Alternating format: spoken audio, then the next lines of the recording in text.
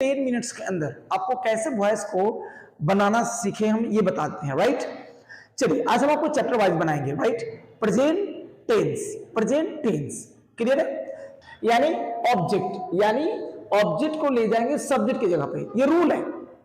ये इसे हम लोग कहते हैं इंटरचेंज, यानी सब्जेक्ट ऑब्जेक्ट की जगह पे चला जाएगा और ऑब्जेक्ट सब्जेक्ट के पास चला आएगा। This is process, right.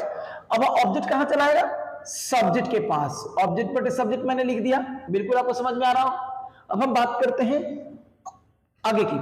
तो जैसा कि जानते हैं कि यह V1 V5 क्या है? मेन वर्ब है। और जैसा कि हम जानते हैं कि एक्टिव में मेन वर्ब यानी आपका सेंटेंस पूरा कर सकता है, मगर पैसिव में बिना ऑक्सिलरी के पैसिव नहीं बनेगा। फिर से सुन लीजिए, एक्टिव बिना ऑक्सिलरी के बन सकता है, बट पैसिव बिना ऑक्सिलरी के कभी नहीं बनेगा। ये बिल्कुल दिमाग में बैठा लेना, क्लियर है।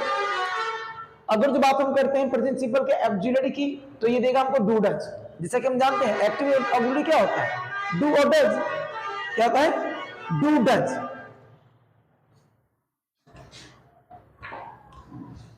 क्लियर है। एक्टिव का ऑक्सिलरी क्या होता है? डू और डज। मगर डू डज अगर जो हम दे देते हैं तो ग्रामर क्या कहता है? चलिए देखे देखते हैं।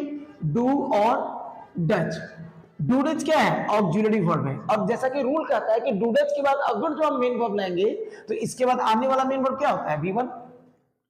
क्या होता है? V1 होता है ना। ये तो बिल्कुल है, सच है, क्लियर है। मगर क्या आपको मालूम है पैसिव का मेन वर्ब हमेशा किस रूप में होता है? सिर्फ एक ही V3। समझ में? फिर से सुनेंगे, एक्टिव का मेन वर्ब अलग अलग रूप में हो सकता है, बट पैसिव का मेन वर्ब सिर्फ और सिर्फ क्या होगा? V3 होगा। ये बिल्कुल परफेक्ट है, ये बिल्कुल सच है, क्लियर। इसे बदला नहीं जा सकता है। तो हम क्या करेंगे? डूडा से तो काम चलेगा नहीं, हमको क्या करना पड़ेगा? इसको हटाना पड़ेगा, क्योंकि V1 से हमारा काम नहीं चलेगा। V1 पैसिव का मेन वर्ब नहीं होता है, क्लियर है। अच्छा, तो क्या करेंगे? इसको कहेंगे कि भाई बगल से हमको एक ऑक्सिलरी दो जो अपने बाद V3 ले ले। तो प्रेजेंट सिंपल के बाद कौन आता है? बोलो, प्रेजेंट सिंपल के बाद कौन आता है? कौन? Present continuous. बोलिए फिर से, प्रेजेंट कंटीन्यूअस। तो प्रेजेंट कंटीन्यूअस का ऑक्सिलरी क्या होता है? मालूम है ना, क्या होता है? इज, एम और आर। जब प्रेजेंट कंटीन्यूअस की बात करते हैं तो इसका ऑक्सिलरी इज, एम, आर। तो जैसा कि हम जानते हैं कि इज, एम, आर को यदि हम ऑक्सिलरी बना दें तो इसके बाद आने वाला मेन वर्ब किस पे होगा? किस पे होगा? दो पार्ट में होगा, बिल्कुल। अगर जो इज, एम, आर का ऑक्सिलरी बना दें और इसको हम लोग यूज करें एक्टिव में, तो आने वाला मेन वर्ब क्या होगा? V4। क्या होगा? V4। जैसे वह जा रहा है, ही इज गोइंग। इज के बाद गोइंग किस रूप में है? V4 के रूप में है। मैं पढ़ा रहा हूं, आई एम के बाद क्या है? टीचिंग। आई एम टीचिंग क्या हो गया? V4, right. हम लोग खेल रहे हैं, वी आर प्लेइंग, राइट। खेलना, प्लेइंग V4 के रूप में है ना, कोई दिक्कत नहीं है। अब हम जैसा कि जानते हैं अगर जो इज, एम, आर का प्रयोग हम पैसिव के रूप में करें, पैसिव के ऑक्सिलरी के रूप में करें, तो आने वाला मेन वर्ब V3 होगा। क्या होगा?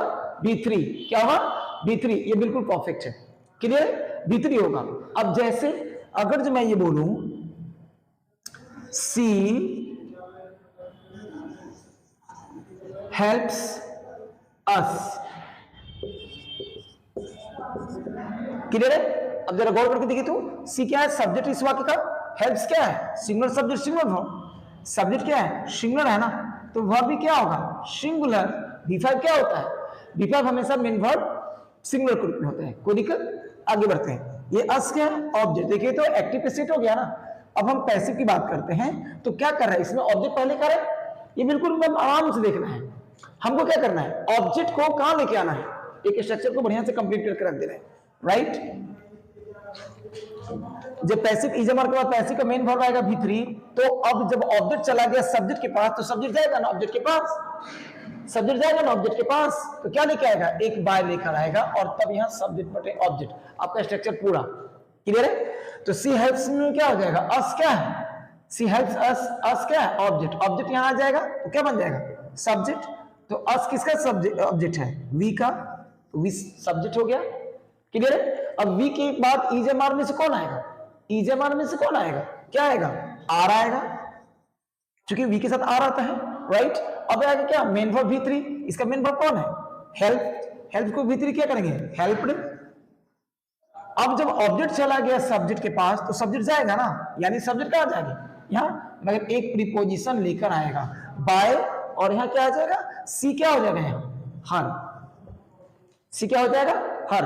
ये पैसिव फॉर्मेशन हो गया, राइट। हमने एक्टिव से पैसिव बनाया। अब इसी के आधार पर हम 2-3 एग्जांपल और देते हैं जो लिखना होगा, आप जल्दी से लिख लो। क्लियर? चल,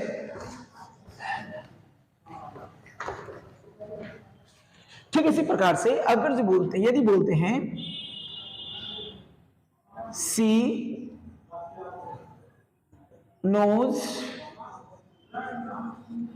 देम, सी नोज देम, क्लियर है। सी नोज देम यानी इस वाक्य का क्या है? सब्जेक्ट शी, वर्ब नोज और देम क्या हो गया? ऑब्जेक्ट। ऊपर वाले पे सेट हो गया एक्टिव पे।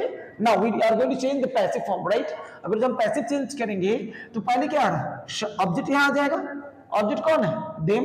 यहां जगह क्या हो जाएगा? दे। दे का ऑब्जेक्ट देम होता है, तो जब देम यहां पे आ जाएगा तो सब्जेक्ट बन जाएगा, सब्जेक्ट यहाँ पे, राइट। अब देम के साथ इज में से कौन आएगा? आर। आर अब क्या है? मेन वर्ब V3, इसमें वर्ब कौन है? नोज। नोज का V3 क्या होता है? नॉन। अब हम क्या करेंगे? बाई। क्लियर? बिल्कुल स्ट्रक्चर पे सेट करेंगे बाई। और अब क्या करेंगे? यहां जो सब्जेक्ट सी है यहां आकर ऑब्जेक्ट बन जाएगा, सी का ऑब्जेक्ट हर। क्लियर? क्या हो जाएगा? They are known by her.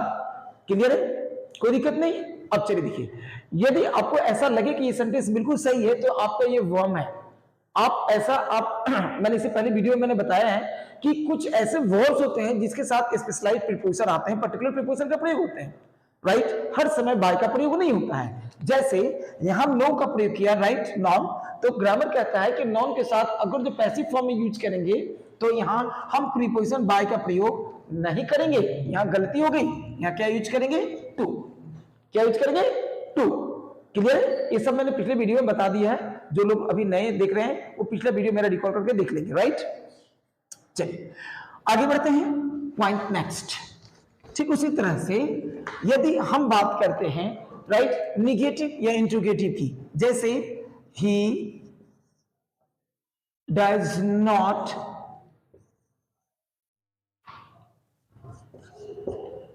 Teach me, वो मुझे नहीं पढ़ाता है। क्लियर? निगेटिव फॉर्म है तो निगेटिव पैसिव बनेगा। एक्टिव निगेटिव, पैसिव निगेटिव, जैसा एक्टिव रहेगा वैसे ही पैसिव बनता है। क्लियर है? मी क्या आ जाएगा? आई के पास। क्लियर है? क्योंकि मी ऑब्जेक्ट है, सब्जेक्ट जब जाएगा तो आई बन जाएगा। आई के साथ क्या बनता है? एम। निगेटिव फॉर्म में क्या आएगा? नॉट। और नॉट के बाद मेन वर्ब V3 आएगा। V3 कौन है? टीच। टीच का क्या हो जाएगा? टाउट। क्लियर है? अब जब ऑब्जेक्ट चला है सब्जेक्ट के पास तो सब्जेक्ट जाएगा ना, तो ही का ऑब्जेक्ट क्या होगा? हिम। कोई दिक्कत? आसानी से बन रहा है ना। आप रूल को पढ़ेंगे वॉइस बनेगा, रूल नहीं पढ़ेंगे वॉइस नहीं बनेगा। क्लियर है? चल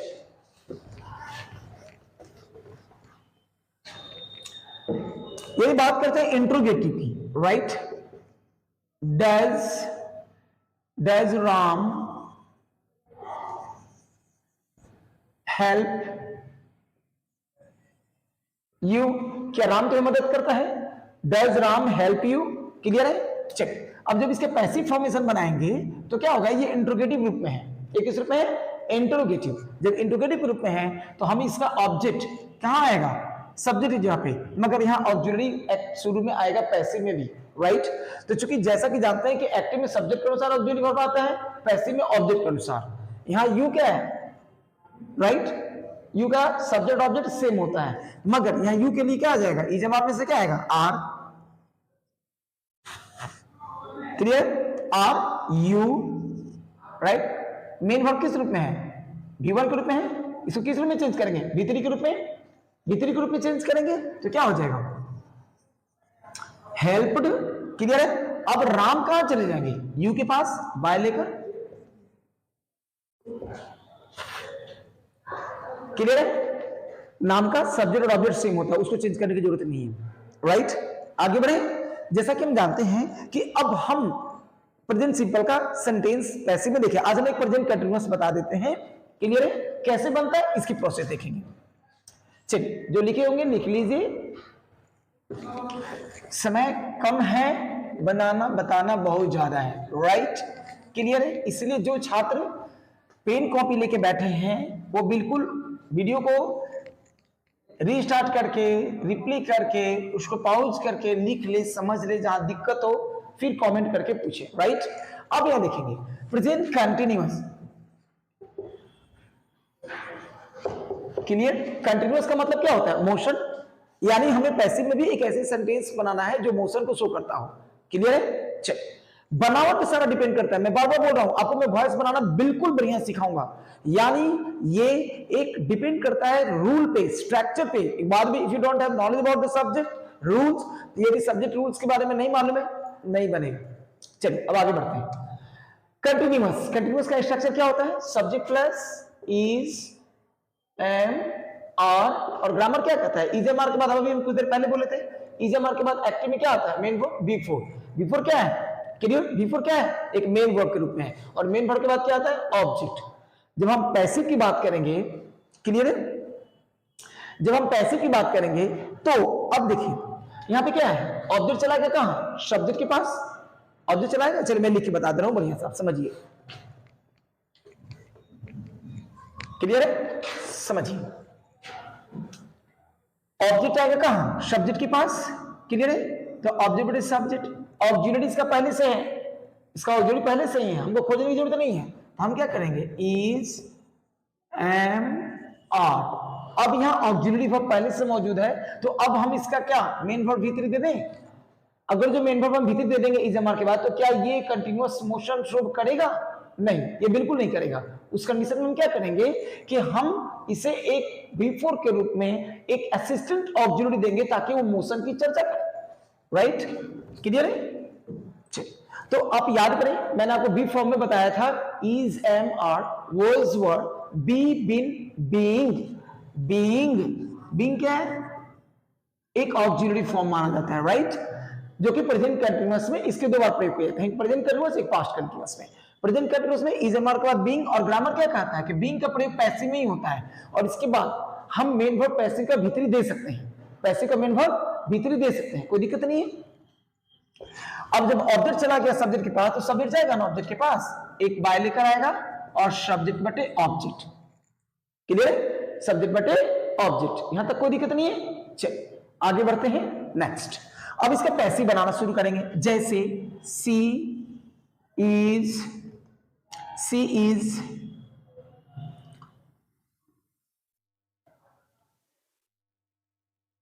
टीचिंग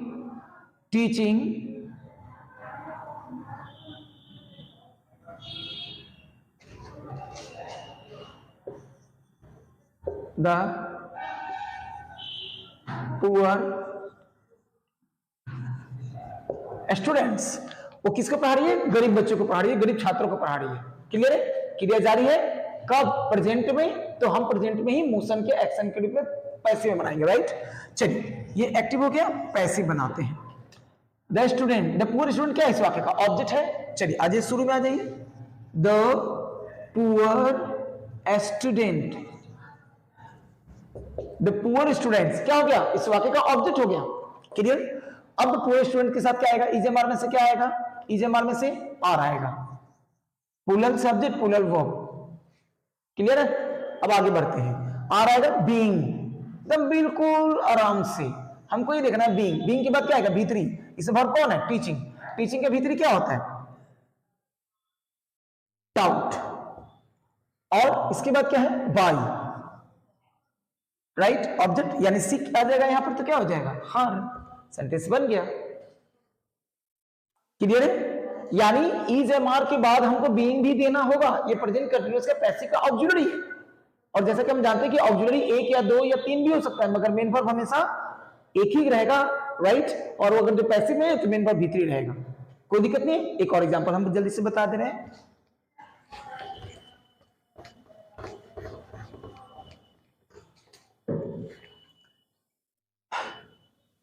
I am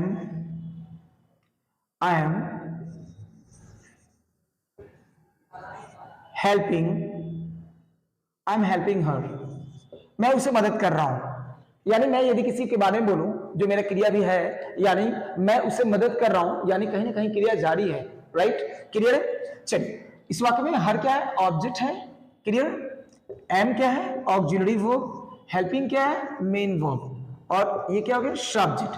पैसिव बनाएंगे तो क्या आ जाएगा, सबसे पहले ऑब्जेक्ट, यहाँ हर क्या है, ऑब्जेक्ट है, यहाँ जाएगा क्या हो जाएगा, सी, सी के साथ इज एमआर में से क्या आएगा, इज, इसके बाद क्या है, बीइंग, अब मेन वर्ब V3, हेल्पिंग है तो V3 क्या होगा, हेल्प्ड, अब बाय, और सी यानी सॉरी आई क्या है, सब्जेक्ट है एक्टिव का, तो पैसिव में क्या बन जाएगा, मी। बिल्कुल इजी है। ये चीजें आज मैंने बताया और आपको ये चीज समझना है, तो आपको बेसिक रूल पढ़ना है और आपको मैंने बताने का प्रयास किया बिल्कुल बेसिक, ठीक है। अगले वीडियो में हम आपको बताएंगे कि आगे प्रेजेंट परफेक्ट का पैसिव कैसे बनाते हैं, फिर आगे जाकर हम पास्ट में आएंगे, because you know present perfect continuous का पैसिव नहीं बनाया जाता है, नहीं पढ़ना होता है, राइट, क्लियर है। आपको ये रूल कैसा लगा, आप बिल्कुल वीडियो को लाइक करें और आप शेयर करना ना भूलें। आप अपने कमेंट्स में जरूर अपनी बातों को मुझे बताएंगे और कौन सा वीडियो आपको, इसके बाद मैं आपको बता देता हूं, इस वॉइस के बाद मैं आपको नैरेशन बताऊंगा, क्योंकि बहुत सारे बच्चे नैरेशन की भी डिमांड कर रहे हैं, और जैसा कि हम जानते हैं कि एग्जाम में नैरेशन भी बहुत अच्छा से क्वेश्चन पूछता है और उसमें से अच्छे मार्क्स आते हैं, राइट। मैं आपको नैरेशन और वॉइस का बेसिक रूल और इजी रूल बताऊंगा ताकि आप बढ़िया से बना सकें, राइट। चलिए मिलते हैं अगले वीडियो में, मगर लाइक करना ना भूलें, राइट। आपका लाइक, आपका कमेंट्स मुझे कॉन्फिडेंस देता है ताकि मैं और अच्छा से वीडियो बना के दूं, राइट। चलिए मिलते हैं, आपको धनतेरस और दीपावली की बहुत बहुत शुभकामना, मंगलमय। अब हमारे तमाम स्टूडेंट जो भी लोग हमारे देख रहे हैं, आज धनतेरस का शुभ अवसर है, इसके अवसर पे आप लोगों को बहुत बहुत बधाई हो, और ऐसे ही खुश रहें और अपना सपोर्ट करते रहें। Thank you.